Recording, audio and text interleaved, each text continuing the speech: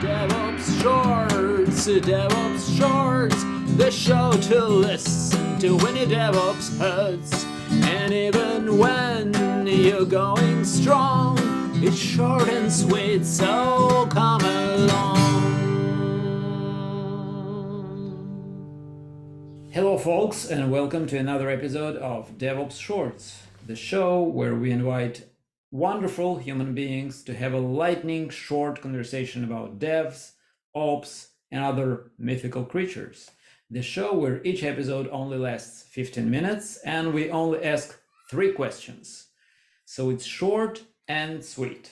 Why? Well, if there is one thing that we know, it's that great delivery comes in small batches.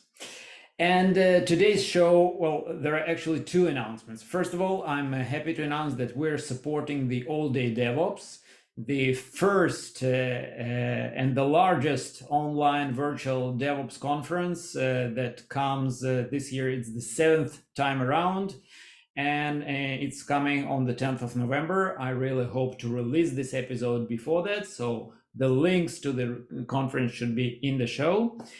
And what makes me even happier is that today I'm hosting Hila Fish here at the DevOps Shorts. Hila is the Senior DevOps Engineer at Wix, and she is also a public speaker, speaking at lots of conferences all around the globe lately, right? Yeah. Are you speaking at All Day DevOps? Actually, yeah. I'm on the cultural track. Okay, wonderful. I'm also on the cultural track. So we're both about culture, and that's great because this show is about culture, well, at least part of it, because it's about DevOps, and DevOps, as we all know, is one part culture and a few more parts. Okay, and without further ado, let's dive straight in our 3 questions. And the first question is about love. I have this naive assumption that everybody who comes on the show loves what they do. So this is a question to you. Why? Hila, why do you love working in IT? Why do you love doing DevOps? What's this love about? Go. So actually it started out as me as not really a kid. 12 years old is considered a kid yet? I don't know. But when I was like 12 years old, I was carrying out floppy disks. You remember the floppy disks? Yeah, while back. And, I just went to my friend's house and installed some games or Windows 95 while it was on floppy disks. So this is part of my, I don't know if to use the word heritage, but it's a big word. But computers were part of my life for a very, very long time. I owe it to my brother, actually. He is the one to introduce me to this world. And I really loved it. I really loved the fact that I can help, back then it was friends. Now I help a lot of people. I really love the fact that computers and IT is really the sky's the limit with it. You can do a lot of things. And we saw over the years that it was, getting progressed, and you can do more and more stuff, and really the sky's the limit. So basically that's it. It combines my love to help people and my love to technology in general, and to do things and progress with anything that we want to do.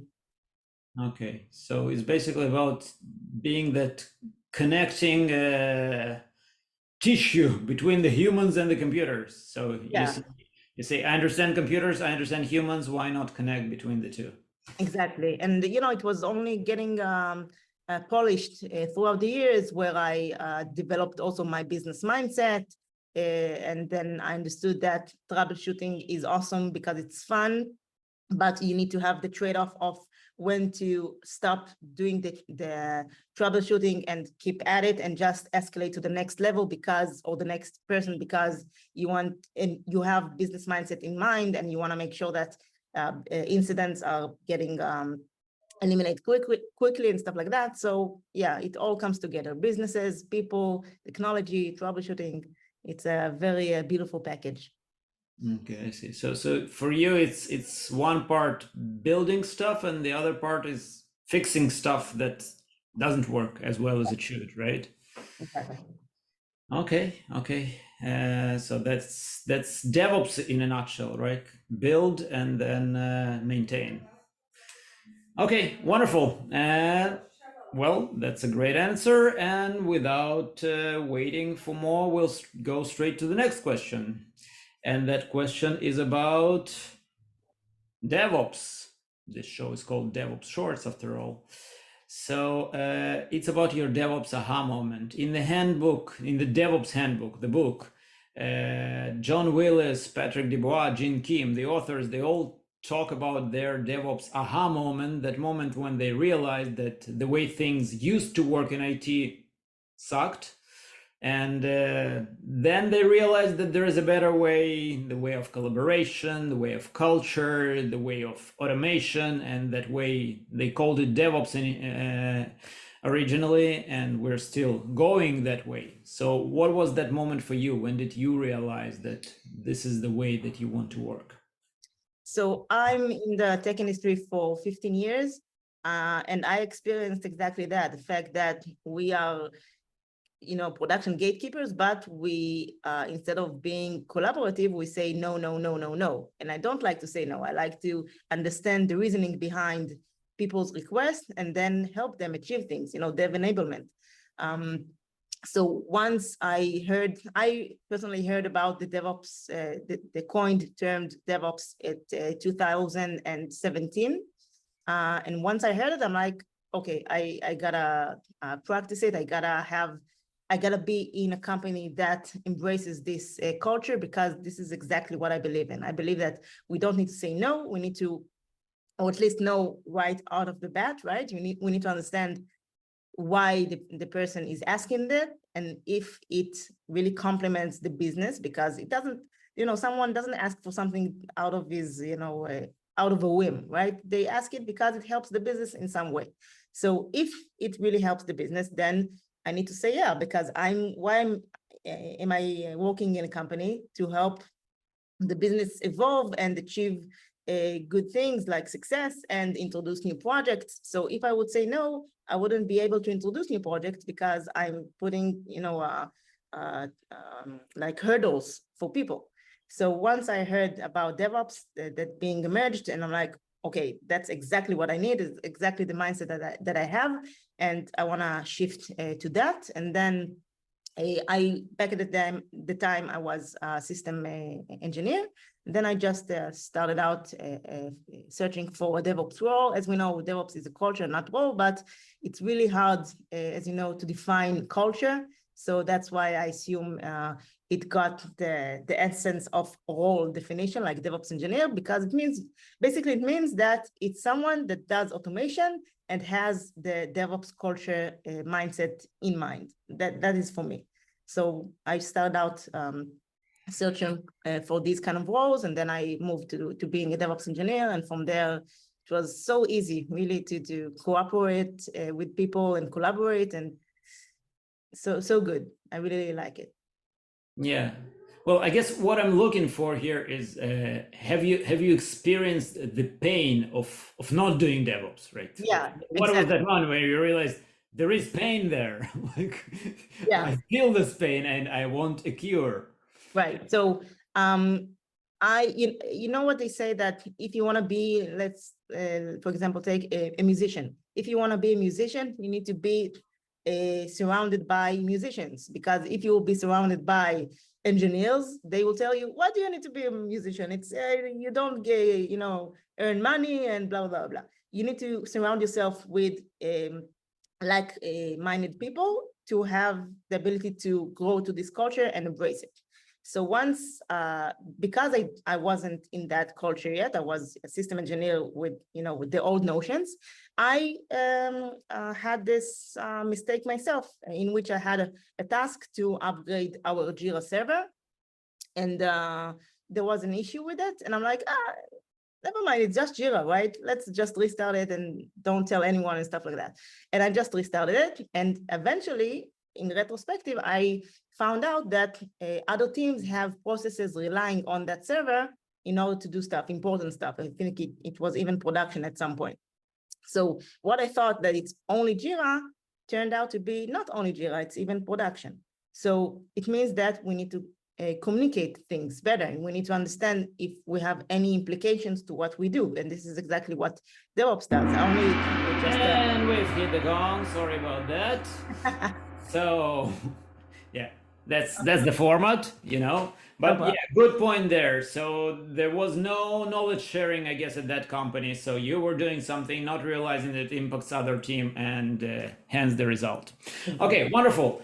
And straight to our next question, which is my favorite one. I like to call myself a software delivery futurist, whatever that might mean. And this is a question about the future. So this is your chance to tell us what you think the future holds for DevOps, for the IT industry in general, or maybe the humankind as a whole. Go wild. Tell us your wildest fantasies. We really want to know what you think. So let's separate it for practical and wild. So practical, we see that developer productivity, developer enablement, and platform engineering are the most important topics or hot topics at the moment. Also, of course, security and supply chain. And I'm not sure if we will keep evolving in this direction, but for sure we can say that this industry is very adaptive. So whatever happens, I know that the industry will pick up on it very quickly and then evolve in that direction. So I really hope it will be around security, because I think that security is a very important topic that is not always discussed in a day-to-day manner if you're not a DevSecOps or a security person, because I believe that everyone should practice security, even it's not in your official title. So it should be always adaptive, and it is. Currently, we see a lot of adaptivity in this industry. So whatever happens, I know that we will just grow into it and evolve into this area. And going wild, that's an interesting question. For example, I want to do, it's something that I will discuss with Anton Babenko, who will be in DevOps Days Tel Aviv, and you will maybe raise it in open spaces as well, about ability to see how changing versions will affect on the code, like to have visibility into it. So it's like if we would be able to have like a magic wand of our pain with any tool, any technology, and then automatically have the ability to fix this pain point, that would be awesome, and it will be very helpful for our day-to-day as engineers. So a magic wand. Yeah, a magic wand, because priorities will always be there, and my pain point is not really a pain point for others, or velocity of others, right? Maybe some others feel other important things more often than me. So that's why I like maybe a magic wand to shift priorities, like making this a first priority for everyone, then people will actually fix the code or fix whatever needed in order to address that. Okay. A magic wand, maybe a goldfish. Okay, sounds great. Wonderful. I like this vision. And we actually have a little bit of time for the blitz questions. So we have these blitz questions in the end, which are totally unexpected. Each question is very short, and you give a short answer, and that's how we roll. So first question that I like is, what's, in your opinion, the most exciting technology outside of information technology? Outside. Yeah. Does crypto counts? No, crypto is information technology. So it doesn't Only count. information. Something physical, mechanical, I don't know, cooking, transportation. Robotics, maybe? Okay, yeah, sounds good. Is very interesting, and you hear a lot about maybe robots will replace us on our day-to-day. It will be very exciting to see if it will actually happen, because I think that our mind is very important to execute a lot of things. So we'll what see. About our bodies? Are they replaceable? I think that for that, if I think so, I also see that if you're missing, body parts because of unfortunate stuff, then robotic parts can replace it, and it's really amazing to see. Yeah, I agree. Okay, you talked about cryptocurrencies. Would you recommend investing in cryptocurrencies? I have no knowledge in it whatsoever, so I can't really recommend something that I don't know about. I prefer not to speak about things that I don't know about. So What's your hunch? my hunch is no. Stuff that emerge like that raise suspicion to me, and I always want to dwell on And we hit the gong, and that's it for today's show. it. Awesome. Thank you for being with us. Thank you for having me. Short and sweet. Thank you for listening, and watch out for new episodes of DevOps Shorts.